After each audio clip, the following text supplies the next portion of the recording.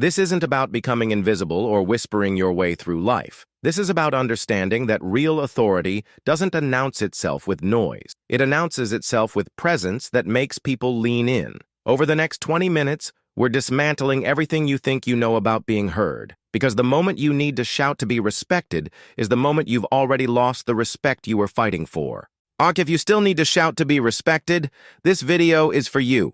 You know that moment when you're explaining something important and nobody's listening? So you raise your voice a little. Still nothing. Then you raise it more. And suddenly you're practically yelling just to prove you exist in the room. Here's what nobody wants to admit. If you still need to shout to be respected, you're not building respect. You're advertising that your normal voice isn't worth listening to. Think about it. When was the last time you genuinely respected someone because they screamed at you? Not complied out of fear. Actually respected them? The answer is probably never, because respect doesn't come from volume. It comes from something much quieter and infinitely more dangerous to your ego. You're not broken for feeling this way. You're just tired of being invisible until you explode. Congratulations, you've discovered that calm voices get bulldozed, so your brain made a genius connection. Loud equals heard. Classic. But here's the twist your mind doesn't want to face. Every time you raise your voice to get respect, you're teaching people that your default state isn't worth paying attention to. You're training them to wait for your emotional breakdown before they take you seriously. Have you ever caught yourself hating yourself just because you had to ask for silence to be heard? Yeah, that's the real damage happening here. That's not respect. That's management. They're not listening to your ideas. They're managing your emotional state so they can get back to whatever they were doing. Your attention is being scattered like notifications on a phone that never stops buzzing. You can't hear your own thoughts over the noise of trying to be heard. Let's get honest about why this happens. You don't wake up deciding that yelling is your communication style. This gets built layer by layer until it feels like the only tool you have left. Picture this. You're in a meeting, sharing an idea. Someone talks right over you. You try again, a little louder this time. Still get interrupted. By the third attempt, you're practically shouting just to finish a sentence. Sound familiar? Your brain starts connecting dots. Calm voice equals invisible. Raised voice equals attention. It's basic conditioning, and honestly, it makes perfect sense why you'd end up here. But there's deeper stuff happening. Maybe you grew up in a house where volume was the only currency that mattered. Maybe you learned early that quiet voices get bulldozed. Maybe you watched authority figures use shouting as their primary tool and thought, that's how you get things done. Or maybe it's simpler. Maybe you've been invalidated so many times that your nervous system treats every conversation like a potential battle for your right to exist in the space. Here's what's really messed up. We've confused respect with fear. When someone complies after you've raised your voice, you think you've earned respect. But compliance and respect are completely different animals. When someone listens because you yelled, they're not respecting your authority. They're damage controlling your emotional state. They're waiting for you to regulate yourself so they can escape the interaction. You know this because the relief you feel when someone finally listens after you've exploded isn't satisfaction. It's exhaustion. It's the hollow victory of getting your way through force rather than influence. Think about the people you genuinely respect. The ones whose opinions actually matter to you. How often do they need to raise their voice to get your attention? Probably never. Because real respect creates its own gravitational pull. When someone has earned your genuine respect, you find yourself listening more carefully, not because you're afraid of their reaction, but because experience taught you that their words usually contain something worth hearing. But here's where it gets tricky. In a world addicted to immediate responses and instant gratification, building genuine respect feels impossible. Shouting gives you immediate results. It cuts through the noise. It forces attention right now. The problem is that right now attention isn't sustainable. You're borrowing urgency to get someone's focus. And every time you borrow urgency, you're depleting your account of natural authority. Your respect is being consumed like a phone battery that drains faster every time you use it. Pretty soon you need to charge it more often just to get the same basic functions to work. Let's talk about what actually happens in someone's brain when you raise your voice at them. Because the story in your head about what shouting accomplishes and the reality of how it affects people are two completely different movies. When you shout, You think you're communicating urgency, importance, authority. What the other person's brain hears is emotional dysregulation. Their nervous system immediately files you under "can't manage their internal state," which translates to "probably can't be trusted with important decisions when pressure hits." This happens subconsciously. They're not thinking, "This person seems unstable," but their brain quietly categorizes you as "proceed with caution" and "don't give too much responsibility because they might explode under pressure." Every time you raise your voice to make your point, you're making a withdrawal from your credibility account. And credibility takes forever to build, but can be destroyed in the time it takes to lose your cool over someone forgetting to respond to your email. Think about it from their perspective. If you can't communicate basic needs without emotional escalation, how can they trust you to handle actual crises? If you lose it over small stuff, what happens when something genuinely important goes wrong? But there's another layer nobody talks about. Shouting doesn't just damage how others see you, it damages how you see yourself. Every time you have to raise your voice to be heard, you're reinforcing the story that your natural state isn't enough. This creates a toxic cycle. You shout, people comply temporarily, you sense they don't actually respect you more, so you shout again next time. Round and round it goes. Meanwhile, your nervous system gets addicted to the adrenaline rush of conflict. Your brain starts interpreting calm conversations as boring or ineffective. You begin feeling like you're not being authentic unless there's emotional intensity involved. Here's what's really messed up. Shouting actually teaches people to tune you out. When someone knows you're going to escalate if they don't immediately respond, they learn to manage you rather than engage with your ideas. They nod along, give surface-level compliance, then do whatever they were going to do anyway once you've calmed down. Congratulations, you're being managed like a toddler having a meltdown. The people who could offer you genuine respect and collaboration, they start avoiding you, because emotionally regulated people don't enjoy being around emotional chaos. They don't find it passionate or authentic. They find it exhausting. So you end up surrounded by people who either fear you or have learned to manipulate your triggers. The people who could actually see your ideas for what they are slowly filter themselves out of your life. Sometimes shouting works in the short term, and that's exactly what makes it so dangerous. You get immediate compliance, immediate attention, immediate results. Your brain tags this as effective and files it away for next time. You're optimizing for immediate results at the expense of long-term influence.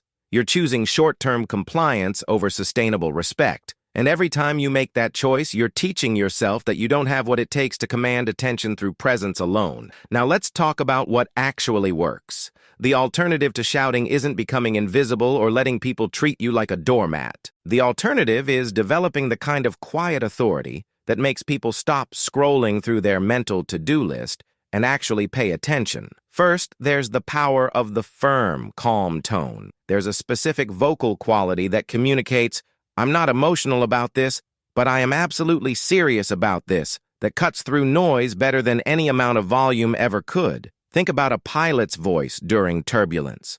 They're not shouting. They're not injecting artificial urgency. But something about the steadiness of their tone immediately communicates competence and control. That's what you're aiming for. When you speak with calm certainty, people's brains automatically categorize you as someone who's in control of themselves, and therefore capable of handling whatever situation is unfolding. They lean in because they sense you have something valuable to say, not because they're afraid of what happens if they don't listen. Here's where most people mess this up. They think speaking calmly means being passive or indirect. They think if they're not adding emotional intensity, their words won't carry weight. Actually, the opposite is true. When you remove emotional static from your communication, people can finally hear your actual ideas.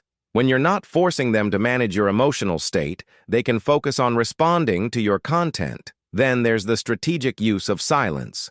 Most people are terrified of pauses in conversation. They feel like they need to fill every gap with words, explanations, justifications. But silence is one of the most powerful tools you have for commanding attention. When you say something important and then simply stop talking, you create space for the weight of your words to land. You're not chasing your statement with explanations or apologies. You're not diluting your message with unnecessary noise. You're letting it exist in the space between you and the other person. This forces them to actually process what you just said instead of preparing their rebuttal while you're still talking. It communicates that you're confident enough in your words to let them stand on their own. Picture this. Instead of, "I need this report by Friday, and I really hope that's okay, and I know you're busy, but it's really important, and I wouldn't ask if it wasn't urgent," you say, "I need this report by Friday," and then you stop talking. Feel the difference? The real secret to commanding respect without volume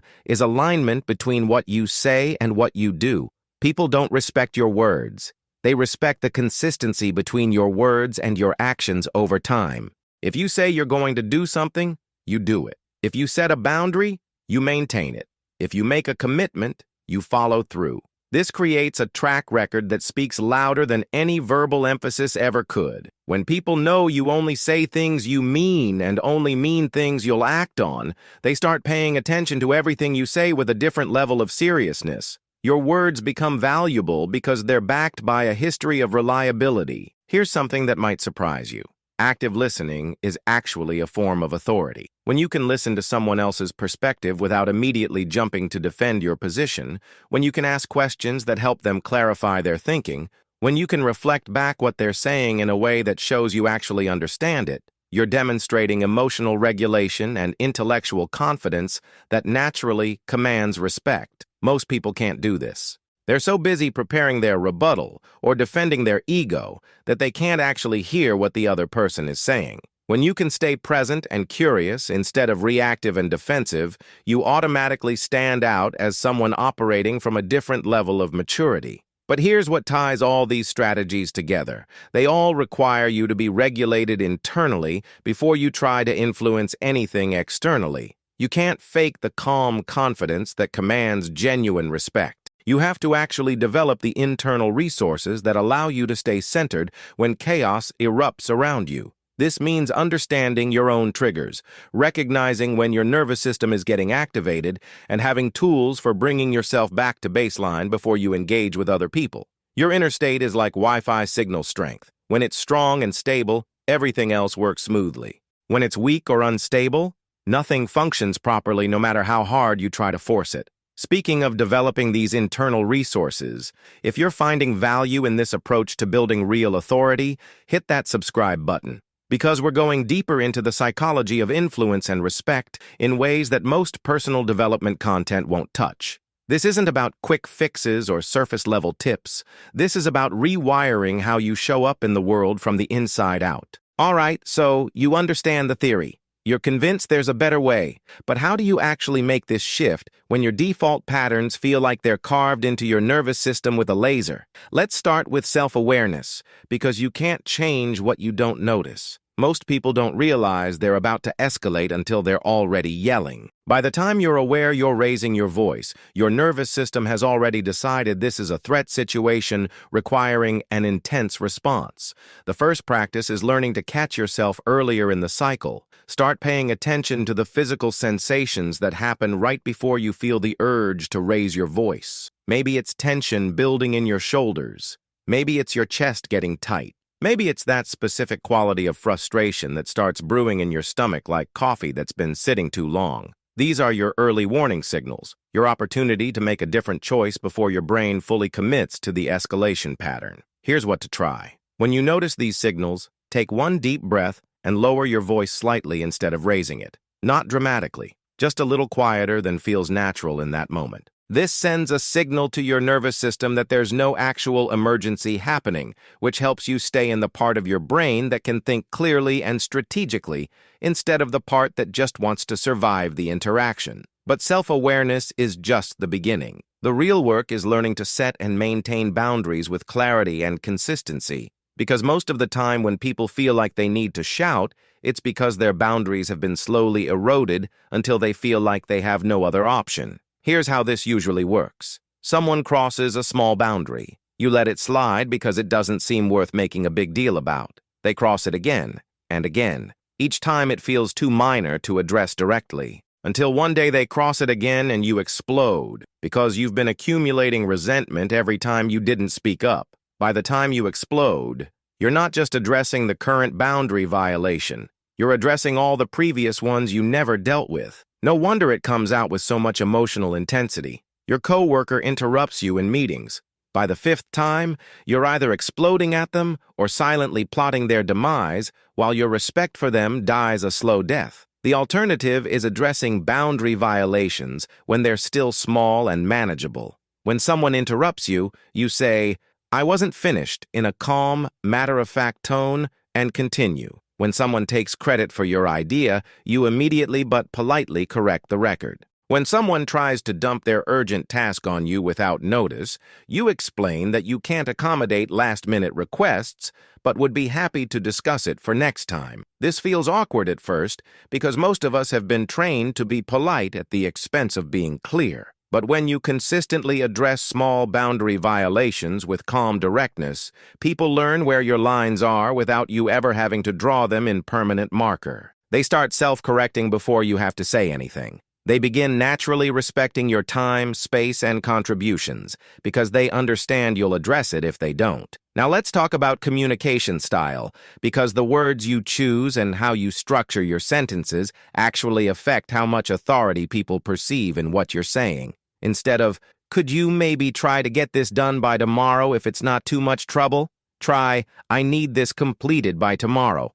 Instead of, "I'm sorry to bother you, but I was wondering if possibly," try, "I have a question about the project timeline." You're not being rude, you're being direct. You're treating your own requests and needs as legitimate instead of as impositions on other people's time and attention. Your communication is like your posture. When you slouch, people unconsciously perceive you as less confident. When you dilute your requests with unnecessary apologies and qualifiers, people unconsciously perceive your needs as less important. But here's the key. This only works if you're also genuinely helpful and collaborative when the situation calls for it. If you're direct about your needs but unwilling to be flexible about other people's needs, you'll come across as demanding rather than authoritative. The goal is communicating that you take yourself seriously and expect others to do the same, while also demonstrating that you're someone who can be reasonable and collaborative when circumstances allow. And here's something most people completely overlook.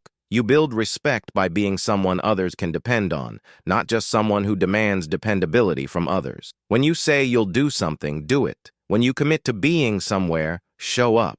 When you promise to follow up, actually follow up. When you offer help, follow through. Most people are surprisingly inconsistent about their own reliability while being extremely critical of other people's reliability. They'll show up late but get frustrated when others aren't punctual. They'll forget to respond to emails but feel disrespected when they don't get immediate responses. It's like expecting others to water your plants while you let theirs die from neglect. The people who command genuine respect are typically the ones who hold themselves to the same standards they expect from others. They're not perfect, but they're consistent. They're not demanding, but they're dependable. What's interesting is that this reliability creates a compound effect. Every time you follow through on something small, you're making a deposit in your credibility account. Over time, these deposits accumulate until people start automatically assuming you'll handle whatever you commit to. That assumption of competence is what allows you to speak quietly and still be heard. People listen because they've learned that you don't waste their time with empty words or unfulfilled promises. Think about someone in your life who you never doubt will follow through on what they say. How much more weight do their words carry compared to someone who's inconsistent? That's the power of alignment between words and actions. Let me ask you something and really sit with your answer. Who do you genuinely respect in your life? Not fear, not try to please, not comply with, actually respect. Think about those people for a moment. How often do they need to raise their voice to get your attention? How often do they need to repeat themselves or demand that you listen? If you're like most people, the answer is almost never. Because genuine respect creates its own magnetic field. When someone has earned your real respect, you find yourself naturally paying attention to what they say, not because they force you to, but because experience has taught you that their words usually contain something worth hearing. These people have something that can't be faked, bought, or demanded: presence. They've developed the ability to command attention through the quality of their energy rather than the volume of their voice.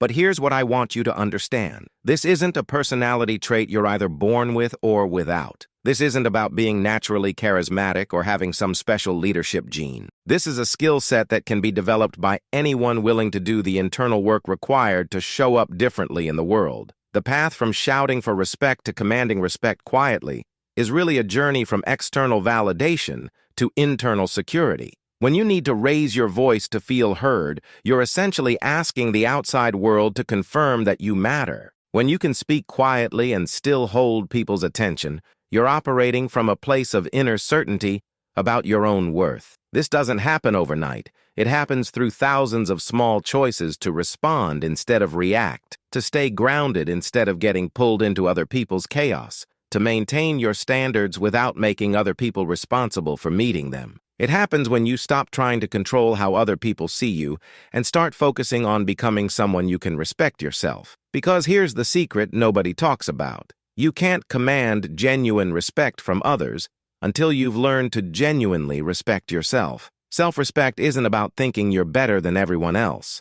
It's about treating yourself with the same consideration and care you'd show someone you truly value. It's about honoring your own needs and boundaries without apologizing for them. It's about speaking to yourself with the same kindness you'd offer a good friend. When you develop this kind of relationship with yourself, something interesting happens to how you show up in the world. You stop needing other people to validate your worth because you're no longer questioning it yourself. You stop needing to prove your authority because you're no longer doubting it internally. This creates a completely different energy that people can sense immediately. You're not grasping for respect or demanding attention. You're simply present and available for genuine connection and collaboration. People are drawn to this energy because it's so rare in a world where most people operate from some level of insecurity or need for external validation. They can sense that you're not trying to use them to feel better about yourself, which makes them feel safe to show up authentically around you. Your presence becomes like a calm space in a chaotic world. People gravitate toward it not because you're demanding their attention, but because being around you feels different from the constant emotional noise they encounter everywhere else. But let's be honest about something. Making this shift requires giving up things that might feel important right now. You have to give up the immediate satisfaction of getting compliance through emotional intensity. You have to give up the adrenaline rush of conflict and drama. You have to give up the illusion that you can control how other people respond to you. In exchange, you get something much more valuable. You get to become someone whose presence actually adds value to other people's lives. You get to be someone others genuinely want to collaborate with, not just someone they comply with to avoid conflict. You get to build relationships based on mutual respect and genuine appreciation rather than fear and manipulation. You get to wake up every day knowing that the respect you've earned is real and sustainable, not dependent on your ability to maintain emotional pressure on the people around you. Most importantly, you get to respect yourself. You get to go to bed each night knowing you showed up as your best self, that you handled challenges with grace and maturity, that you treated others with the same dignity and consideration you want to receive. Before we wrap this up, I'm curious about your experience with this. Have you noticed how the people you most respect tend to communicate? What is it about their presence that makes you want to listen? Drop a comment and let me know, because understanding what creates that feeling in you might be the key to creating it for others. That's the real prize here. Not just being respected by others, but becoming someone you can genuinely respect yourself. Not just commanding attention, but deserving it. Not just being heard, but having something worth saying when people listen. So here's my challenge for you. For the next week, pay attention to your volume. Notice when you feel the urge to raise your voice, and see if you can lower it instead. Notice when you want to repeat yourself with more intensity, and see if you can simply wait for the person to process what you've already said. Notice when you feel like you need to add urgency or emotion to make your point, and see if you can trust that your words are enough on their own. This isn't about becoming passive or letting people walk over you.